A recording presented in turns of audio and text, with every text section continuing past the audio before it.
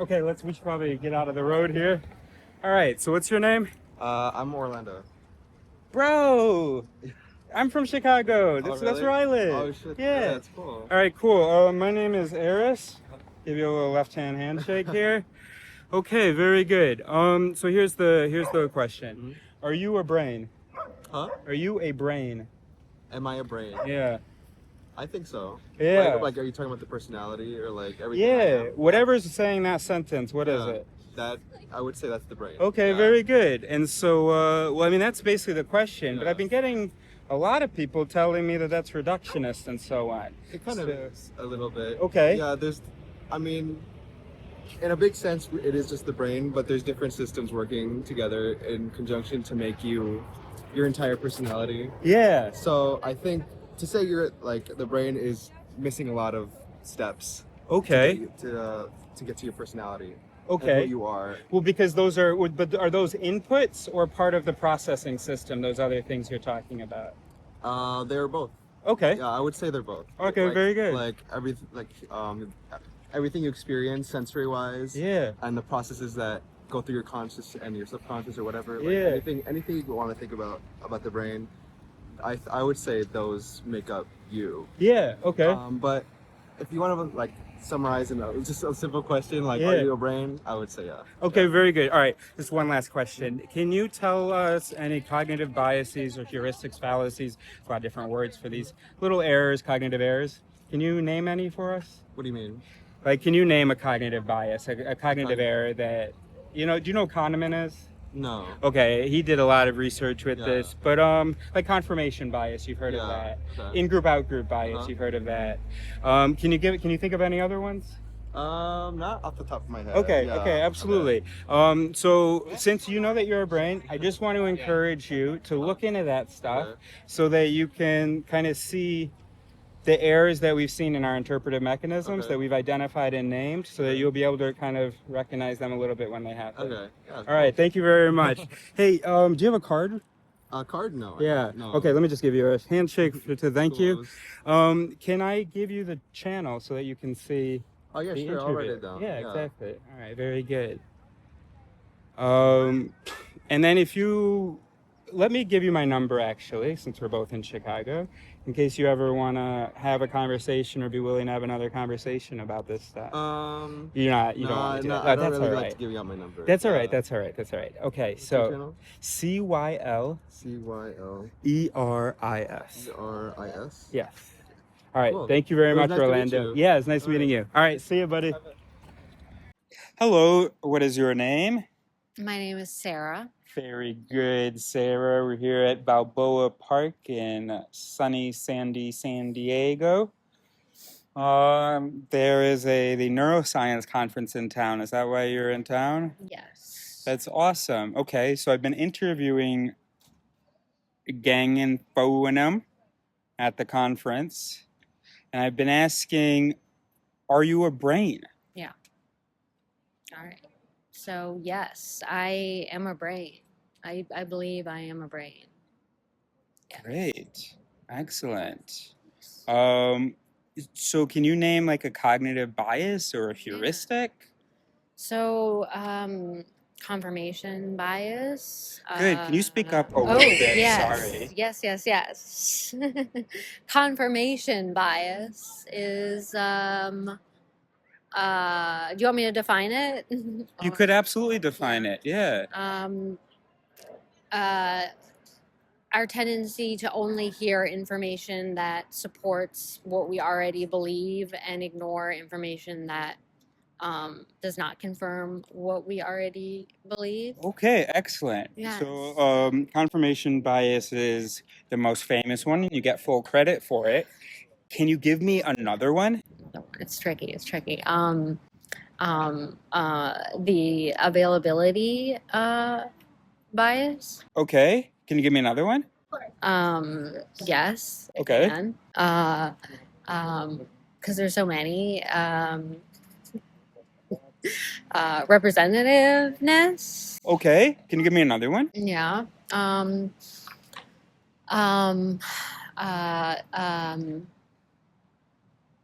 The halo effect. Okay. Can you give me another one? Um, uh, uh, the affect heuristic. Wow. Wow. That's amazing. Why do you know all of these? Like, why do these matter to you? Because they are because all humans are they have these heuristics and biases. Sure. I'm going to move closer to you. Yes, Okay. Is that yes. all right? I'm sorry. I'm not sorry. Very good. Excellent. Okay. So all humans, they have these. Yes. Okay. And so it's important to know that we have these biases and heuristics so that we can be aware of them. Okay. Okay, great. Excellent. All right, last question.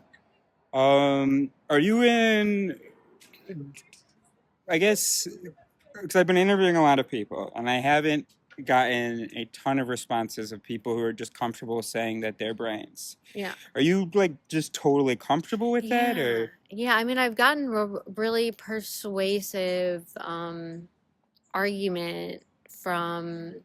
I mean, I guess it's not directly Daniel Kahneman, but he's made a convincing argument to that effect, and I've just To what heard effect?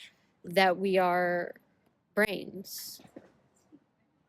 And Is I've there heard anybody else in your life that has that has built on Daniel Kahneman's because Daniel work. Kahneman actually Doesn't say doesn't that? really believe Okay. that. Well, but So I'm just thinking, is there anybody else yes, that because I know has stressed that we are I brains? know this guy Yeah. Harris, Yeah. and Okay, so he's should he just stressed can he get the credit, or would yes, that be but okay? but also but Nope, Daniel Kahneman. Nope, Daniel Kahneman. Nope, Daniel Kahneman. Nope, Daniel Kahneman said nothing convincing about us being brains. Okay, He lets his just readers Harris. believe that consciousness is Okay. sort of a non-automatic, separate, reflective thing. Okay. Not Daniel Kahneman, just Eris. Maybe in private conversations with Daniel Kahneman. No, okay. All right, just Eris then? Just Eris. All right, thank you. The Japanese, I guess it's going to be backwards. Japanese Friendship Garden in San Diego. And who am I with? Alicia. Alicia, nice to meet you. I'm Eris. So you're here for the conference? Yes. And what's your affiliation with the brain? My affiliation is to study what goes wrong when there is cognitive decline, especially during synucleinopathies. So what? Sorry, say that last word again. I don't. Synucleinopathies. So what goes? Synucleinopathy. Yeah. So what goes wrong with the brain during protein aggregation? Okay, very good. Now, what goes wrong with the brain? So do you see changes to the self, the personality, all of that as well? Yeah. So when there's aggregation in the brain, people will have like behavioral alterations. Okay. So we want to know what's going wrong so we can help people. Great. During that. Okay, so I told you it's just one simple question. Are you a brain? Yeah. Can I follow up asking why people find that reductive, or why most brains don't identify as brains? What your opinion on that is? Why people don't identify as why brains? brains don't identify as brains. Well, you're a part of it. It's part of yourself. So if you're conscious, you are a brain. Yeah, right. Okay, so we don't know why, but some people but sort we're of... trying to figure it out. We are trying to figure it out. And the fact that we're trying to figure out, we're also reinforces that we are a brain, and we're trying to figure ourselves out. Exactly, brain studying brains. Awesome, thank you so much, Alicia. Very good. Okay, so hello, who am I here with? You're with Ranya.is. Very good, nice to meet you. And so what is your affiliation with the brain sciences? So I studied computational neuroscience, and so I've always been interested in the academia of neuroscience, but also translating that into things that people can actually use.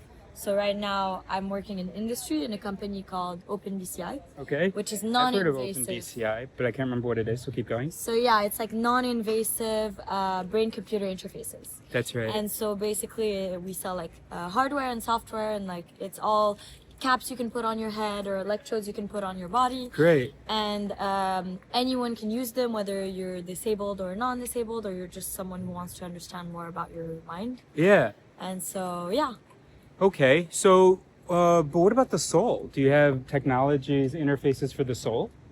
The soul is something that hasn't been quantified, I would say, but you can experiment with it and try to understand it more. And How can you experiment with the soul?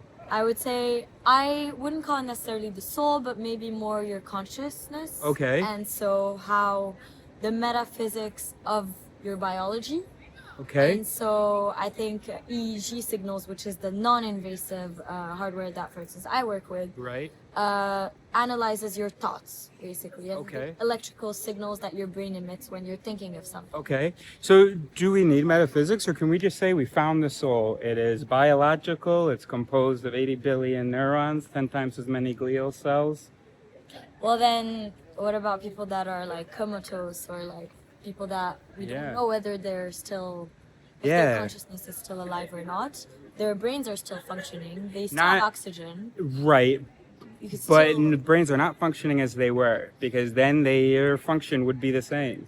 but there you can, if you do what's called like a functional MRI, which Okay. is like looking at how the Oxygen, oxygenation yeah. of your brain is going through during that Yeah. scanning. Yeah. You can still see some Right? some functionality. Right, exactly. And so then the question comes of like, okay, if there's still some functionality, how much is there like an actual spectrum of consciousness? Like, can you be half Probably. conscious or 100% conscious? And then how do you quantify that and how do you Yeah. understand it? Yeah. And so that's definitely a question that scientists worldwide are still trying to solve. And I don't Okay. think this is going to be a question that we're still going to be asking Yeah, ourselves I mean, in a it- decade from now. I think it's probably more of a definitional semantic question, which is Yeah. maybe the realm of philosophy, using the data that you just described. Okay, so I said it was going to be 3 minutes. We're at 2 minutes and 52 seconds. Okay. So the final question is, are you a brain? What do you mean by a brain? The thing in the skull, the networks, the neural I would networks say in I'm the a brain, then yes. Okay, very good. So, okay, so I feel like we just answered our question from earlier. It didn't take us a decade. You're a brain, you said, right? The soul is biological. It is, Okay, but then understanding it sometimes is very is- difficult. Yeah. Could Okay. you recreate a brain from a computer? That's when you know whether you understood. Yeah, right. I I don't personally think we're could at not. that point. But yeah. Okay, oh, sorry. I do have one last question. Can you Okay, name... go. Okay, all right, great. Can you name any cognitive biases, any heuristics, fallacies, illusions, effects? Yeah. I mean, there's so many, but I would say the one that people manipulate the most is like reinforcement learning and like basically biasing people to expect something based on cultural biases, for instance. Okay, very good. Yeah. Very good. Are you familiar with Kahneman? Kahneman? Yeah, Daniel Kahneman. No. Okay. What does he do? So he passed. He made he made the most important contribution to psychology, I think. Okay. He won the Nobel Prize in economics for prospect theory. He's a psychologist, research. He won the Nobel Prize in economics for telling economists we're not rational. And here's how the mind actually works according to these heuristics and biases. Yeah, So I encourage you to look into that. I will definitely. Okay, very good. Excellent. All right, thank you very much, Ron. Oh, I guess I have it on cinematic. So, remind me your name? Sarah. Sarah. What is your affiliation to the brain sciences? I am a member of the Riser group. I've heard about that.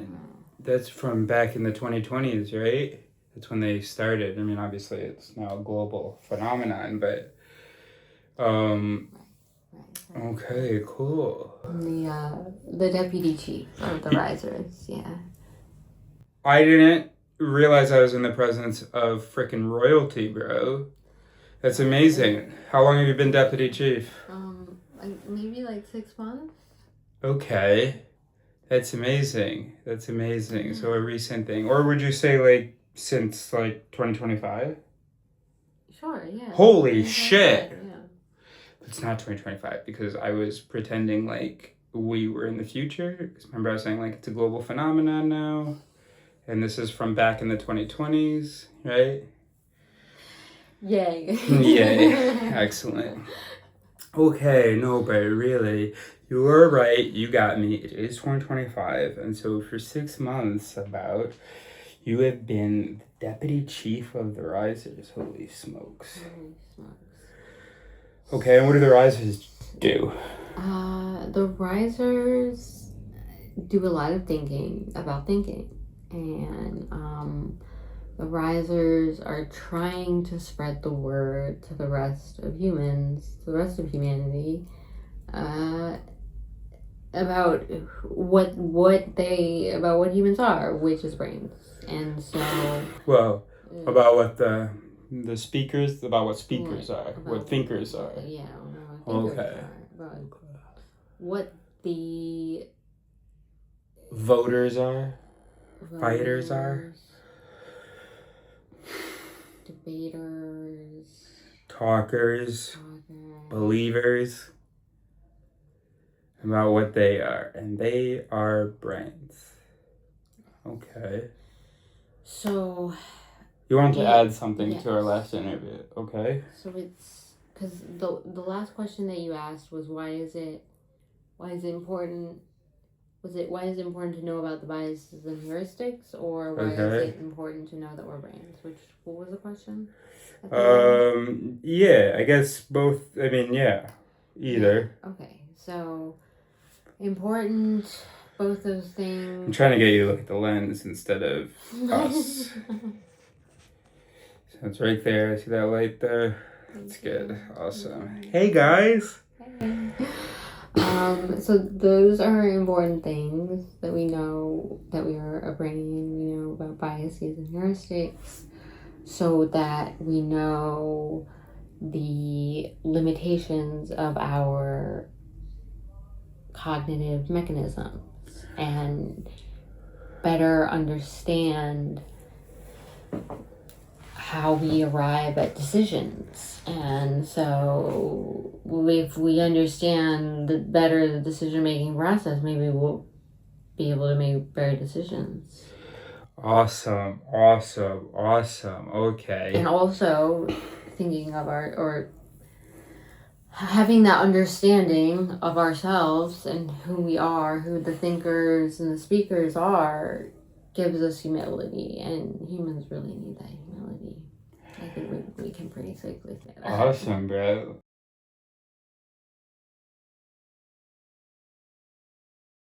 Now, people are 100% gonna think that I said to you after the interview, actually, here's what you need to say. Memorize this. And that didn't happen. Oh, okay. All right. I mean, very totally, good. and I cannot tell lies. Yeah.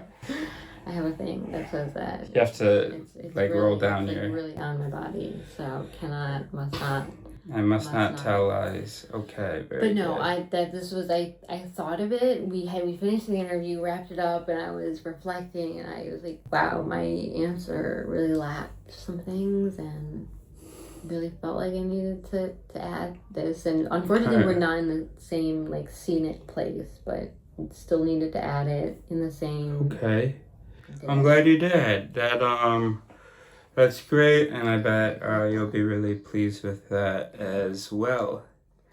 Awesome. And by the way, probably cut this out, but the thing I was gonna say is to be okay with silence, and to try to avoid saying but then I was like, well, I don't want you to be thinking about that the whole time. So it happens that you didn't use fillers. You felt much more comfortable with your answer and said it, and it was a great answer. Yeah.